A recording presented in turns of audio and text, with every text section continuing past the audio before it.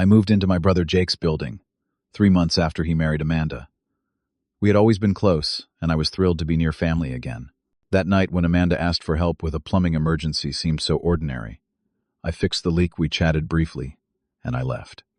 How could I have known that moment would destroy my life? That a false accusation would turn my family against me and leave me completely alone?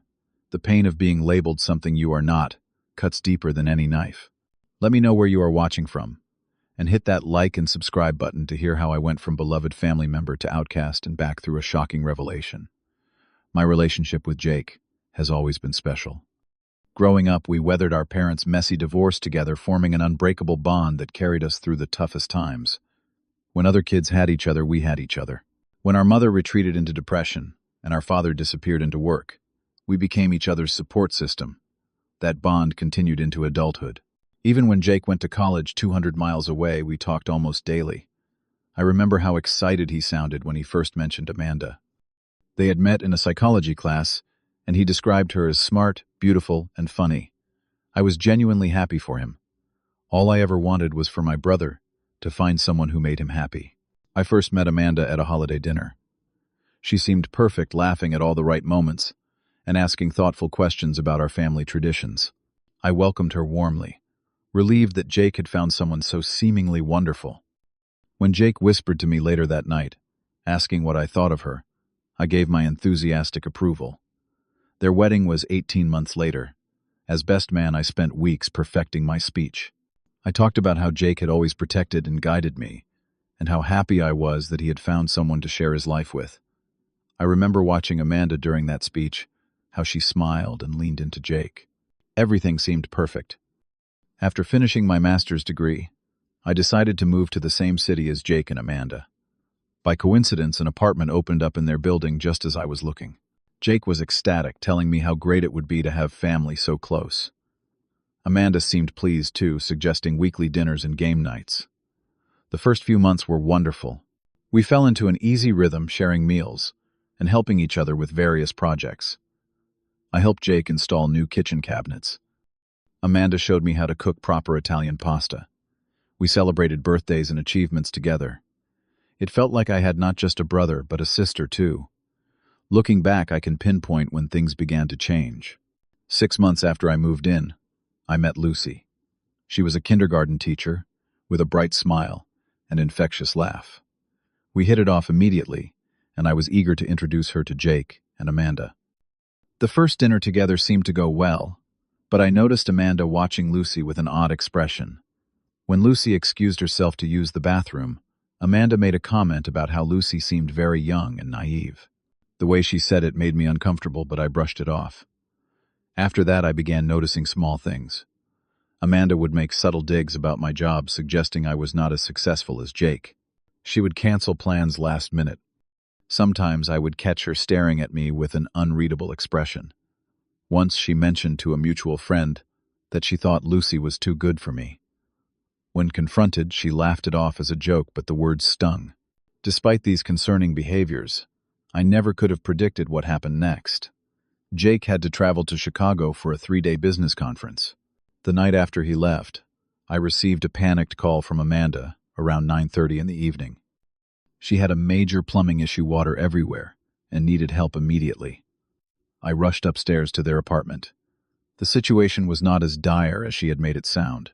A pipe under the kitchen sink was leaking, but it was manageable. I turned off the water supply, fixed the loose connection, and mopped up the water. The whole process took maybe 20 minutes. During that time, we had a perfectly normal conversation about an upcoming family gathering. She thanked me, I said goodnight, and I left. That was it. A completely unremarkable interaction. 3 days later, Jake returned from his trip.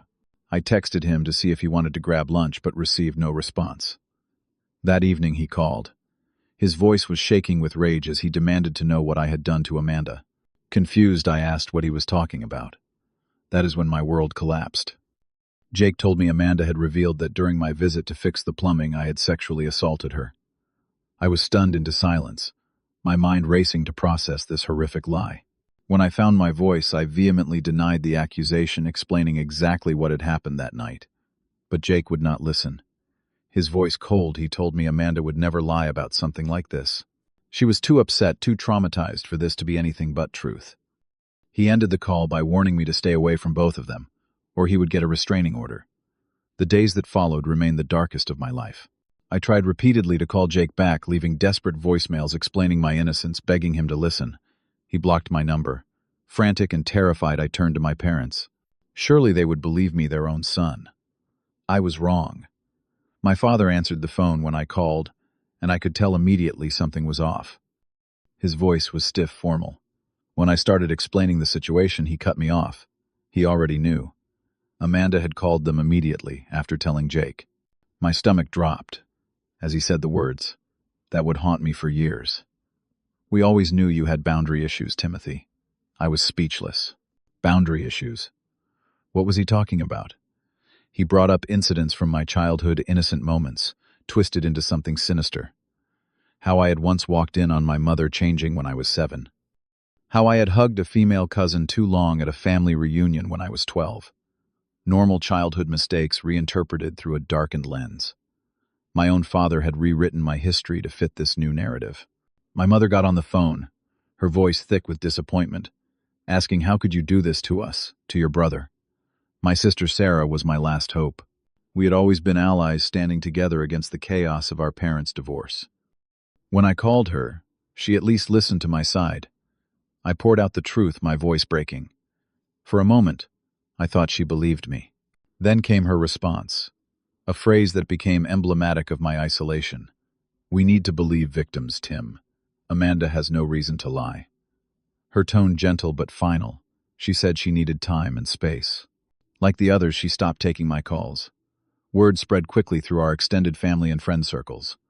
The whispers followed me everywhere. I saw the way people looked at me moving to the other side of the street, conversations stopping when I entered rooms. Lucy, the woman I had been dating, broke things off via text message. She could not be with someone who might be capable of such things, she said.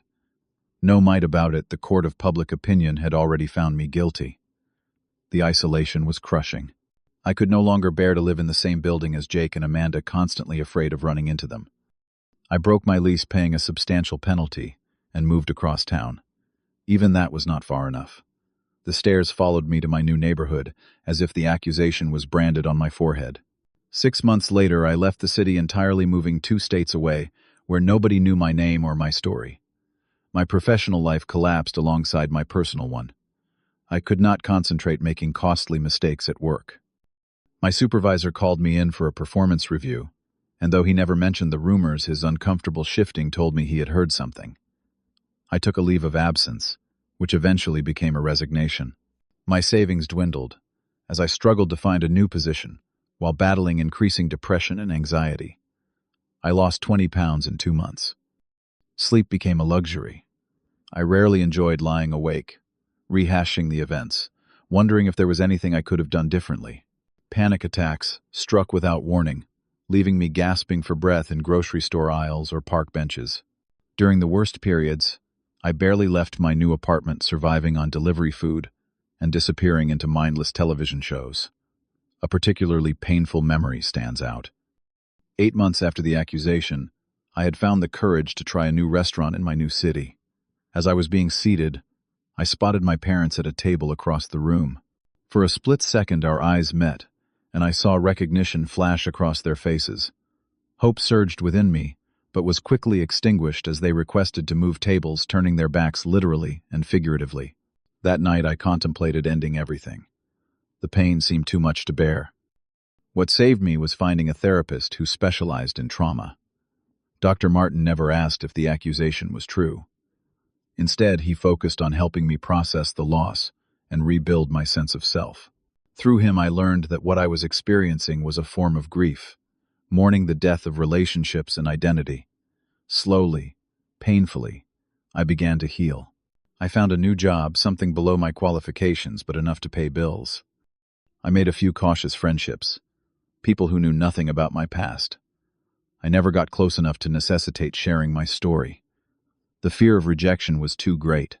I existed rather than lived, going through motions with a constant knot in my stomach. Every phone call, every knock at the door brought the terror that somehow my new life would be contaminated by the poison of Amanda's lie. 3 years passed this way. 3 years of birthday calls that went unanswered, holidays, spent alone, achievements celebrated in solitary silence. 3 years of carrying a burden of innocence that was heavier than any guilt. I had resigned myself to this half-life, believing my family was lost to me forever. Then came the call that changed everything. My phone rang on a Tuesday evening as I was preparing dinner. An unknown number. Normally I would let it go to voicemail, but something compelled me to answer. The sound of crying greeted me, followed by a voice I had not heard in 3 years. Sarah, my sister. When she managed to speak, her words were simple but devastating. "I'm so sorry, Tim. We were wrong." My hands shaking, I lowered myself onto a kitchen chair. Sarah asked if we could meet. Despite every instinct screaming to protect myself, I agreed. We arranged to meet at a coffee shop, halfway between our cities, the following Saturday. Those intervening days were torture, my mind racing with possibilities.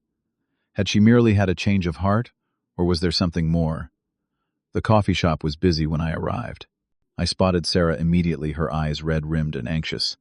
She stood when she saw me hesitating before offering an awkward hug that I could not bring myself to return. We sat across from each other, 3 years of silence between us.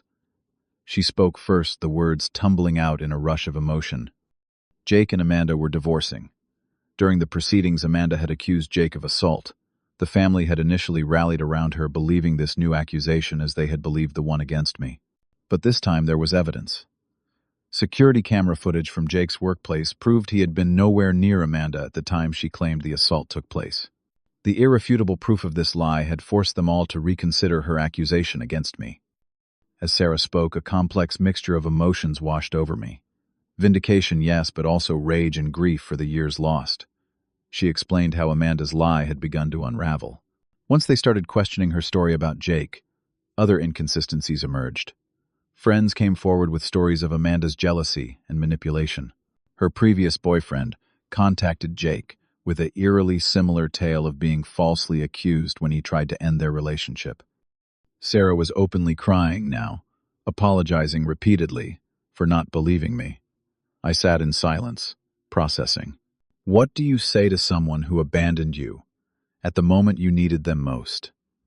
Part of me wanted to walk away, to let her feel a fraction of the pain I had endured. But another part, perhaps the better part, recognized the courage it took to face me and admit such a grievous mistake. I agreed to meet with my parents the following weekend. The reunion was stilted, painful. They had aged visibly, grief and guilt, etching new lines in their faces. My mother could hardly look at me, dissolving into tears whenever she tried to speak. My father, always the stoic one, broke down entirely, something I had never witnessed before.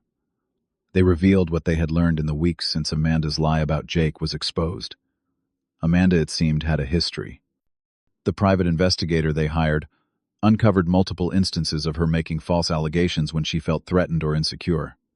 A college roommate she accused of theft when the girl became more popular. A professor, she claimed, made advances when she was failing his class. A pattern emerged of Amanda using serious accusations as weapons when she felt her position was threatened. In my case, the threat had been twofold. First, she resented the close relationship I shared with Jake, seeing it as competition for his attention. Second, when I began dating Lucy, Amanda perceived a further threat to her social standing within our family. Lucy was well-educated, beautiful, and instantly likable. Amanda could not compete with her, so she eliminated the competition entirely by destroying my reputation. As my parents shared these revelations, I felt a strange emptiness where anger should have been. I had spent 3 years imagining this moment of validation, but now that it had arrived, I found little satisfaction in it. The damage was done. The relationships were broken. The person I was before the accusation no longer existed. Yet amid this desolation, I made a decision. I would not let Amanda's lie define the rest of my life as it had defined the past 3 years. I would not wallow in resentment, becoming as bitter and manipulative as she was. Instead, I would take action to reclaim my narrative and help prevent others from suffering a similar fate. The next morning, I contacted a lawyer specializing in defamation cases. Lisa Blackwell had a reputation for taking on difficult cases and a personal interest in false accusation scenarios. During our initial consultation, she was direct about the challenges we would face. Defamation cases are notoriously difficult to win, particularly in situations involving alleged sexual misconduct. However, the evidence the private investigator had uncovered about Amanda's pattern of behavior gave us a fighting chance. We spent weeks building our case, gathering sworn statements from others Amanda had falsely accused. With each new testimony, the picture became clearer. Amanda was not just a liar, but a calculated manipulator who understood exactly how to exploit societal inclinations to believe accusers without question. My lawyer found an expert witness, a psychologist, specializing in false allegations, who could testify about the pattern Amanda displayed. Filing the lawsuit was one of the most terrifying yet empowering moments of my life. After years of feeling helpless, I was taking back control of my story. Amanda responded exactly as my lawyer predicted, with indignation and claims of re-victimization. She hired an aggressive attorney known for scorched earth tactics. The months that followed were brutal, with Amanda's team attempting to dig up anything from my past that could support her narrative. The case eventually went to court. Sitting in that courtroom facing Amanda across the aisle was surreal. She looked smaller, somehow less intimidating than the monster she had become in my mind. When it came time for me to testify, I was terrified. For 3 years, no one had believed my truth.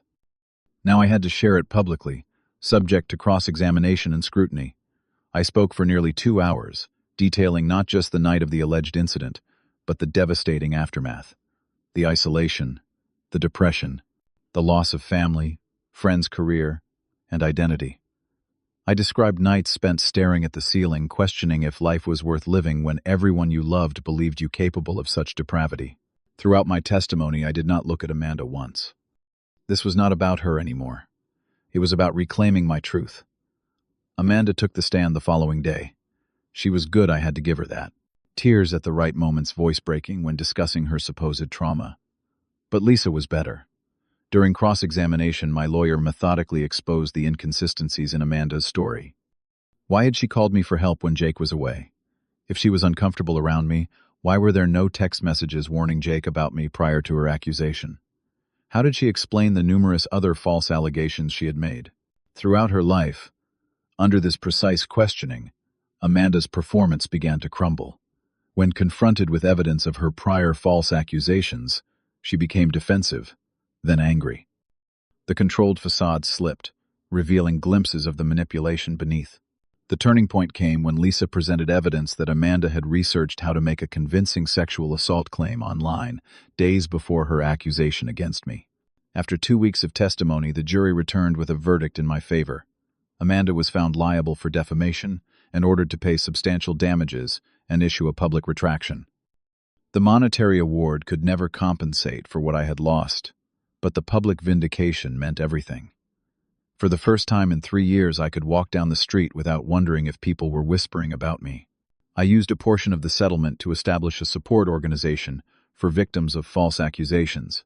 Through this work, I met others who had experienced similar trauma, people who understood the unique pain of being disbelieved about their own experiences. We created a network of legal and mental health resources, working to ensure that others would not face their battles alone as I had. Rebuilding relationships with my family was far more complicated than winning a lawsuit. Trust once shattered does not easily reform. We began with short, supervised visits, gradually extending the time as comfort increased. Family therapy helped us navigate the complex emotions on both sides, my lingering resentment and their crushing guilt. The first holiday we spent together was awkward conversation, stilted and overly polite. But it was a start. By the following year, some genuine warmth had returned. Jake and I had the hardest road to reconciliation. His marriage destroyed, his trust in relationships severely damaged. He carried his own trauma from Amanda's manipulation. We started meeting monthly for lunch, slowly rebuilding what had been lost. Through this painful journey, I found an unexpected blessing. Catherine came into my life through the support group I had founded, not as a victim but as a volunteer therapist. She knew my full story from the beginning and never once doubted me. Her unwavering support helped heal wounds I thought would be permanent. Our relationship developed slowly, built on a foundation of absolute honesty and respect. The experience changed me fundamentally.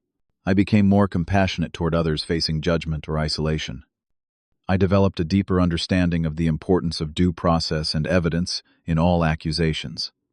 I learned to value truth and integrity above all else.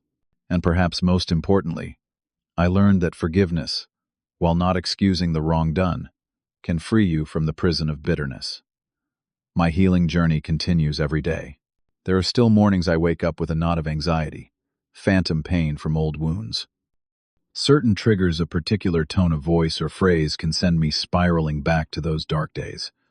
But I have developed tools to cope, to center myself in the present, rather than the traumatic past. Therapy remains a cornerstone of my recovery. Dr. Martin helped me understand that trauma does not simply disappear when the situation is resolved. It becomes part of you, integrated into your being. The goal is not to erase it, but to carry it in a way that does not define or limit you. Through cognitive behavioral techniques, meditation, and journaling, I have learned to manage the symptoms of PTSD that followed this experience. Forgiving my family was one of the hardest challenges I faced. Their betrayal cut deeper than Amanda's lie because they were supposed to know me, to believe in me when no one else would. Working through that betrayal required me to acknowledge their humanity, their fallibility. They made a terrible mistake born not of malice, but of societal conditioning to believe accusations without question. Understanding this did not excuse their actions, but it made forgiveness possible. The support groups I founded have become a vital part of my healing. There is profound power in using personal trauma to help others. Each person who finds solace or practical help through our organization reminds me that something meaningful can emerge from even the darkest experiences. We advocate not just for individuals facing false accusations, but for a more balanced approach to allegations that protects both actual victims and the falsely accused. Throughout this ordeal, I have developed a nuanced understanding of truth and perception. People believe what aligns with their existing worldviews. My family believed Amanda because they had been conditioned to always believe accusers. They could not conceive of someone lying about something so serious. This belief was not rational, but emotional, rooted in good intentions, but devastating in its application. Recognizing this complexity has helped me navigate difficult conversations about my experience.